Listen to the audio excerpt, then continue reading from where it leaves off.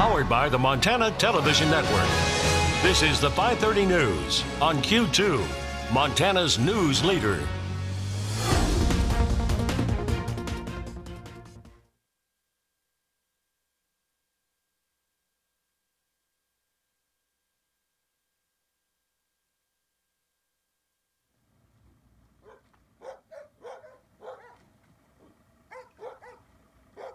In Scoville and Billings late Friday, divers used an underwater remote-operated vehicle to recover the body, which was then turned over to Bighorn County Coroner Terry Bullis. The body of 36-year-old Nathan Kelly was recovered Wednesday. A Billings woman, Tammy Scoville, was found dead at the scene on August 11th. Another man, Robert Ludwig, was found alive at the scene and taken to a Billings hospital. The lake had closed for the search, but will now reopen completely, according to the National Park Service. The cause of the accident remains under investigation. A woman was lucky to escape serious injury today after a car caromed off a building and hit a parked car in Billings on 1st Avenue North and North 23rd Street. The woman had $81 stolen from her at a local laundromat around 3 o'clock. She then got in her car and chased the suspects who were driving a red passenger car. She chased those suspects through the neighborhood and then onto 1st Avenue North, following the suspects onto 23rd Street. She was traveling at a high rate of speed and lost control when she turned the corner. Her gray car hit the side of the building before crashing into a parked car. She was not transported to the hospital and will most likely be cited for reckless driving. The red suspect vehicle was last seen going the wrong way on Montana Avenue before escaping the scene. Over in western Montana, the Howe Ridge fire burning on the west side of Glacier National Park has grown 600 acres from yesterday and is now at 4,100 acres. The lightning-sparked fire has burned structures and moved slowly south and west overnight through heavy dead and downed forest fuels, mainly from the 2003 Robert fire. Fire management is concerned that the forecast for isolated thunderstorms late Saturday could cause gusty winds and increase fire behavior.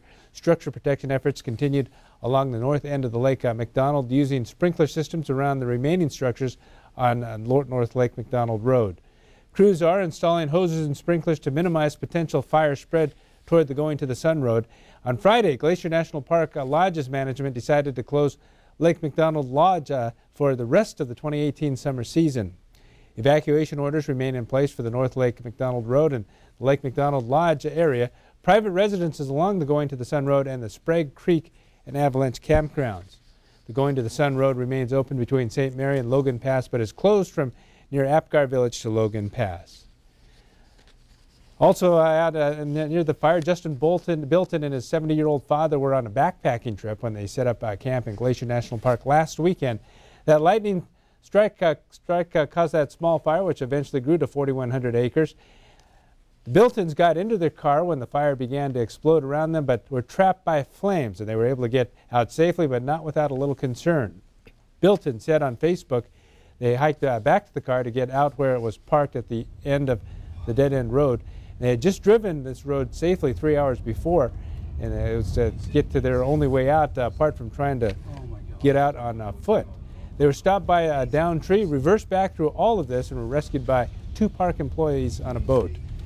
Justin continued to say that he and his dad decided that they were going to get out to move the burning tree, but were scared off because they didn't think they could stop the fire there, and he's having also some trouble there as they went through that trail area, and they all reversed course getting out of there.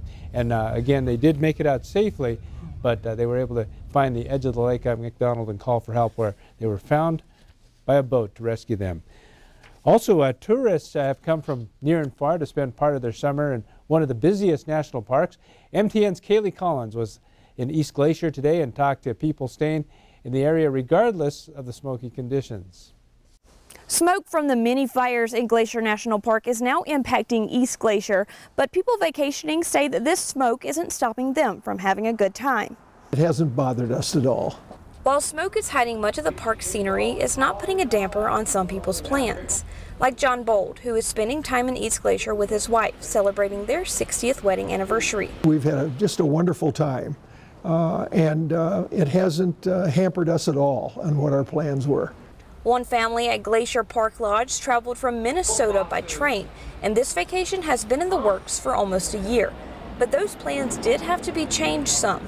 Kind of my plans were to stay on the west side for a few days and the east side for a few days, but we end up driving to the east side every day. Regardless, they're making the most of their time. You got to make the best of it. I mean, you're here, you plan for a long time, so do what you got to do. The east side of the park is still open, so, you know, make the drive over every day and get out there. A community meeting will be taking place tonight to talk about management plans for these fires. That meeting is scheduled to start at 6 p.m. at Columbia Falls High School. Reporting in East Glacier, Kaylee Collins, MTN News. And they'll be discussing several fires at that meeting. Meanwhile, as we said earlier, Lake McDonald Lodge will be closed for the rest of the summer season due to the Howell Ridge fire that's still burning. Back here in Billings, Montana Fair is almost over. Soon all the rides, music, food, and fun will end, but not before the 4-H kids get a chance to sell their livestock at the Junior Livestock Sale. Prize-winning pigs, sheep, cows, goats, and even turkeys filled the Montana Expo Center today. From calf to cow, all the livestock auction off today were raised by 4-H kids around the area. Raising livestock like sheep or goats is a big commitment for these kids. The animals take months to mature and require large amounts of care and compassion. The kids even have to train the animals to show at the auction, and the animals need to heed the commands of their owner to be shown off to potential buyers so they can fetch the highest bid.